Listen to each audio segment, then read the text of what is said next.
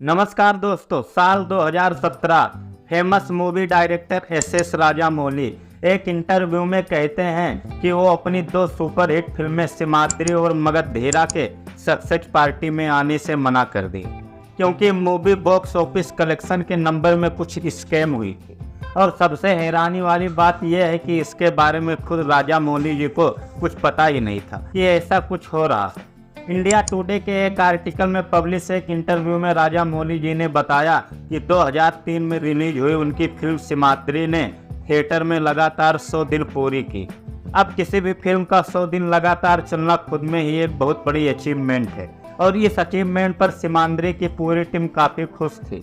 लेकिन फिल्म को नेचुरली इतना सक्सेसफुल होने के बावजूद भी राजामौली जी का कहना था कि फिल्म प्रोड्यूसर अल्लू अरविंद ने मूवी को और ज़्यादा हाइप करने के लिए वो 100 दिन को और इन्फ्लेट करते हुए ये कहा कि उनकी फिल्म थिएटर में 175 दिन चली। लेकिन इस बयान से राजामौली काफ़ी ज़्यादा नाराज हुए और उन्होंने अल्लू अरविंद से कंफर्म भी किया और मूवी की सक्सेस पार्टी में आने से मना कर दिया। उसके बाद फिल्म प्रोड्यूसर अल्लू अरविंद वादा करते हैं कि अगली बार वो ऐसा नहीं करेंगे, बट वो अपने वादे से मुकर जाते हैं। और राजामौली का कहना है कि 2009 में मगधीरा फिल्म रिलीज के बाद सेम चीज हुई, जबकि मगधीरा उस समय ऑलरेडी सुपर हिट मूवी थी। उसके सक्सेस को कहते हुए ये कहा गया कि वो मूवी 100 दिन थिएटर में चली, जिसके बाद राजामौली जी ने क्लियरली कहा कि वो ऐसे फेक क्लेम को प्रमोट नहीं करने वाले हैं और इसीलिए राजामौली ने मगधीरा के सक्सेस पार्टी में नहीं आए। लेकिन ये इन्फ्लेटिंग डाटा प्रॉब्लम सिर्फ तेलुगु इंडस्ट्रीज का ही नहीं है,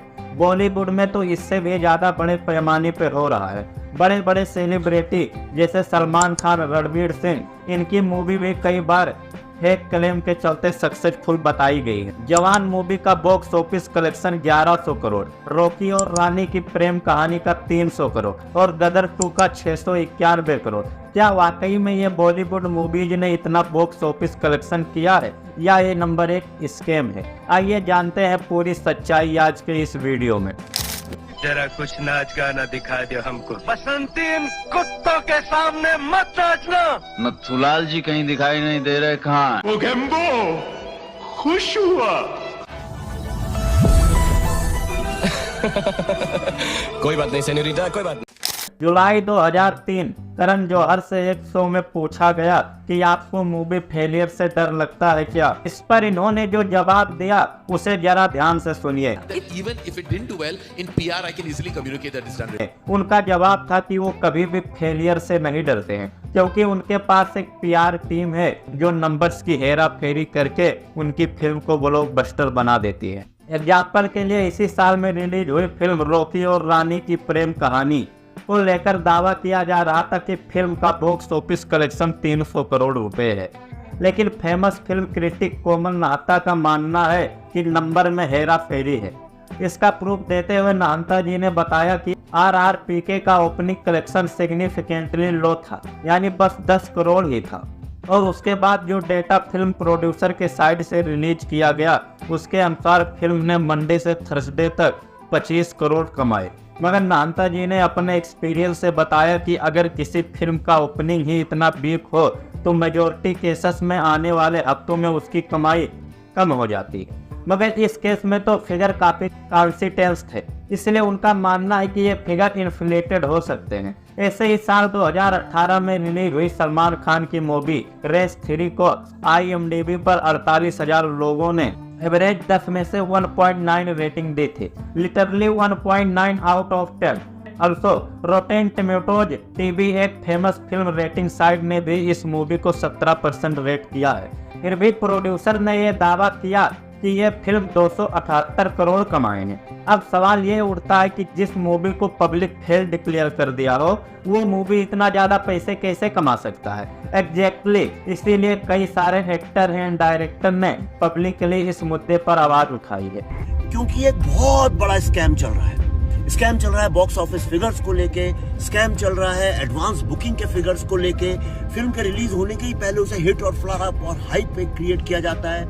अब सवाल उठता है ये कि फिल्म मेकर आखिर बॉक्स ऑफिस कलेक्शन को इतना ज्यादा इन्फ्लेट कर कैसे सकते हैं?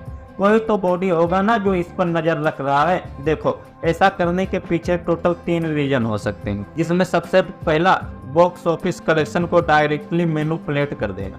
पिछले साल 2022 में कंपटीशन कमीशन ऑफ इंडिया यानी CCI ने फिल्म डिस्ट्रीब्यूशन चैनल पर एक रिपोर्ट पब्लिश की थी। उस रिपोर्ट में क्लियरली लिखा था कि बॉक्स ऑफिस कलेक्शन में बिल्कुल भी ट्रांसपेरेंसी नहीं है।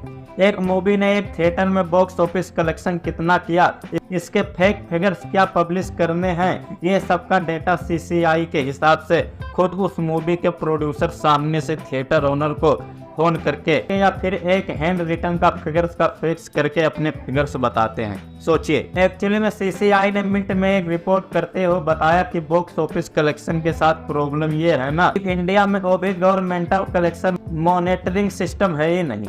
फिर जब हमने गवर्नमेंट के उस ओरिजिनल रिपोर्ट का स्टडी करना शुरू किया तो भाई साहब उन्होंने इसको और डिटेल में कवर किया है। मिट के रिपोर्ट के अनुसार the jungle book, kids 3, Kabali, इन सब के नंबर्स इन्फ्लेट किए गए थे क्योंकि इन तीनों की ऑफिशियली बॉक्स ऑफिस फिगर और ऑनलाइन ट्रेड मैगजीन जैसे कि बॉक्स ऑफिस इंडिया, बॉलीवुड हंगामा और कोईमोल.com के फिगर्स में काफी ज्यादा वेरिएशन था। लेकिन एक मिनट, ये एक प्रोड्यूसर एक थिएटर ओनर को कॉल करके कैसे बता सकता है कि इस मूवी का इतना कलेक्शन आपको बताना है मीडिया के सामने? ये कैसे पॉसिबल है?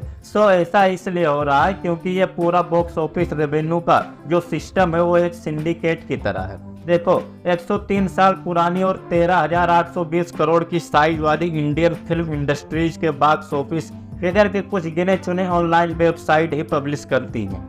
इस मेजोरिटी केसेस में आप देखो कि क्यों नहीं वेबसाइट के फिगर को बड़े बड़े न्यूज आउटलेट जैसे कि Times of India, Hindustan time हर कोई पब्लिश करता है, लेकिन इन वेबसाइट के पास ये नंबर कहाँ से आते हैं? That is a best part, directly producer या फिल्म डिस्ट्रीब्यूटर से। क्योंकि देखो, इंडिया में यूजुअली मूवी ऑडियंस तक इस चेन के थ्रू पहुंचती है।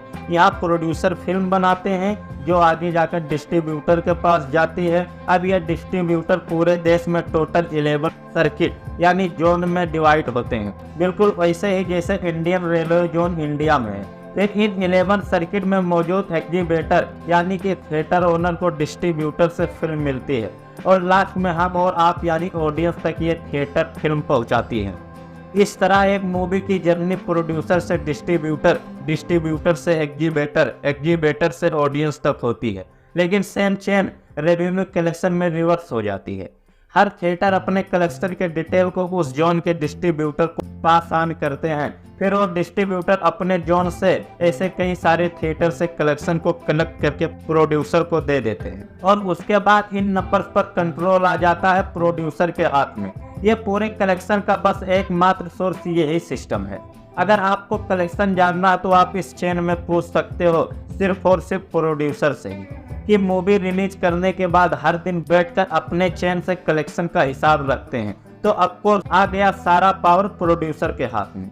वैसे मिट में पब्लिश एक रिपोर्ट के अनुसार मोस्टली प्रोडक्शन कंपनी ना पब्लिक लिस्टेड होती है, इसलिए वो फिगर ज्यादा मैनिपुलेशन नहीं कर सकती है। लेकिन उसी रिपोर्ट का दावा है कि 10 से 15% तक इन्फ्लुएंस तो डेफिनेटली होता ही है। यानी एक्चुअली बॉलीवुड में एक सॉर्ट ऑफ ओपन सीक्रेट है जो कई सारे एक्टर और डायरेक्टर पब्लिकली क्लेम भी किया है। ऑल्सो एक और बहुत इम्पोर्टेंट बात, इस पूरे स्कैम में चाइना का भी बहुत बड़ा हाथ होता है। आपने देखा होगा कि काफी फिल्में इंडिया में लिटरली कुछ भी नहीं कमाती है, लेकिन वही फिल्म चीन में जाकर कमाई ऑलमोस्ट डबल और हो जाती है। एग्जाम्पल के लिए CNBC के अनुसार सीक्रेट सुपरस्टार, जिसका Indian box office collection 108 crore था और उसी फिल्म ने चाइना में 900 करोड़ रुपए से भी ज्यादा कमा लिए। सेम यही कहानी फिल्म हिंदी मीडियम मूवी के साथ भी हुआ, जिसने इंडिया में सिर्फ कुछ 75 करोड़ रुपए कमाए, लेकिन उसी मूवी ने चाइना में लगभग 300 करोड़ रुपए कमा लिए। और ऐसा भी नहीं है कि चाइना में इंडियन पॉपुलेशन ज़्यादा है, वहाँ सिर्फ 15,000 इंडियन ही रहते हैं। इसलिए रिपोर्ट के हिसाब से इंडियन मूवीज का बाहर चलने का सिर्फ एक ही रीजन हो सकता है। चाइना के famous Bollywood secret superstar mostly अपने देश में पहले तो इन मूवीज का प्रमोशन स्टेटमेंट पब्लिश करते हुए उसका बहुत ज़्यादा हाइक जनरेट करना, लेकिन उससे ज़्यादा हाइक इंडिया में क्रिएट करना, ये बता के कि ये मूवी इंडिया में उतना नहीं चली लेकिन चाइना में सुपर हिट हो गई। इससे ऑफकोर्स दो चीज़ें होगी, पहला या तो ज़्यादा लोग वो मूवी देखना चाहेंगे और दूसरा प्रोड्यूसर और एक्टर अपने नेक्स्ट मूवी में हाई चार्ज करेंगे। फाइनली बात करते हैं आखिरी मेथड की, जिसमें भी नंबर हल्के से इन्फ्लेट हो जाते हैं, लेकिन मेरे नज़र में ये ज़्यादा कंट्रोवर्शियल नहीं है। वो है कॉरपोरेट बुकिंग।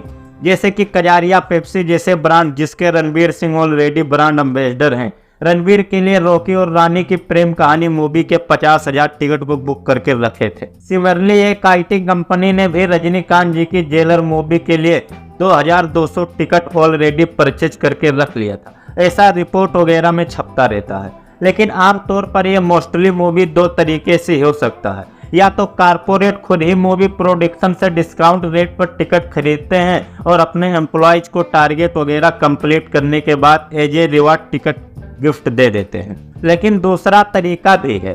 कई ट्रेड एनालिसिस का मानना है कि कई बार फिल्म मेकर खुद ही मूवी के एडवांस बुकिंग करके उसे कारपोरेट वगैरह में बांट देते हैं, ताकि of course initially box office collection या एडवांस हाई बता सके। अब लास्ट सेगमेंट पर आते हैं। आप पूछोगे कि इन्फ्लेशन करके फायदा ही क्या होता है, तो देखो इसे फिल्म प्रोड्यूसर और एक्टर को बहुत ज़्यादा फायदा होता है। इसके अलावा और भी जो आर्टिस्ट होते हैं उनको भी फायदा होता है। पहला, प्रोड्यूसर को अगर उनकी प्रीवियस रेवेन्यू कलेक्शन यानी मूवी होती है तो अगली फिल्म के लिए उन्हें डिस्ट्रीब्यूटर से ज़्यादा पैसे मिलते हैं। यही सेम चीज एक्टर के लिए भी होता है। अगर उनकी पिछली मूवी हिट हो जाती है तो उसे अगली मूवी के लिए हाई पैसा पे किया जाता है। ये हमने ऑलमोस्ट हर एक्टर में देखा होगा। फॉर एग्जाम्पल हम सलमान खान को ही ले लेते हैं। उनकी पहली फिल्म बीबी हो तो ऐसी के लिए उनको सिर्फ 11,000 मिले थे, लेकिन वो फिल्म हिट होने के बाद अगली फिल्म यानी मैंने प्यार किया के लिए 75,000 पे किए गए। ये नंबर बहुत छोटे लग रहे हैं, लेकिन उस जमाने में बहुत काफी थे। सेम एग्जाम्पल आप दीपिका पादुकोण का भी ले सकते हैं। आज जो अपनी हर मूवी के लिए करोड़ों में चार्ज करती है, लेकिन ऐसा माना जाता है कि उनकी फर्स्ट मूवी, क्योंकि वो शाहरुख खान के साथ थी, ओम शांति ओम, उस मूवी के लिए उनको 0 रुपीज पे किए गए थे। उन्होंने फ्री में काम किया था। तो बेसिकली जैसे जैसे एक्टर्स फेमस होते रहते हैं, उनका मूवी हिट होते रहता है, उनके चार्ज बढ़ते रहते हैं। लेकिन इस ट्रेंड का नुकसान भी है कि कई मूवी की सक्सेस धीरे धीरे कंटेंट सेंट्रिक से हटकर एक्टर सेंट्रिक हो जाती है, और इसीलिए कई बार एक्टर्स इतना हाई चार्ज कर लेते हैं कि उनकी फीस पूरे फिल्म बजट की 70 से 80% तक सिर्फ उनकी फीस ही होती है। जैसे फर्स्ट पोस्ट के अनुसार कठपुतली मूवी के लिए अक्षय कुमार ने 120 करोड़ चार्ज किए थे, जबकि मूवी की टोटल बजट ही सिर्फ 150 करोड़ थी।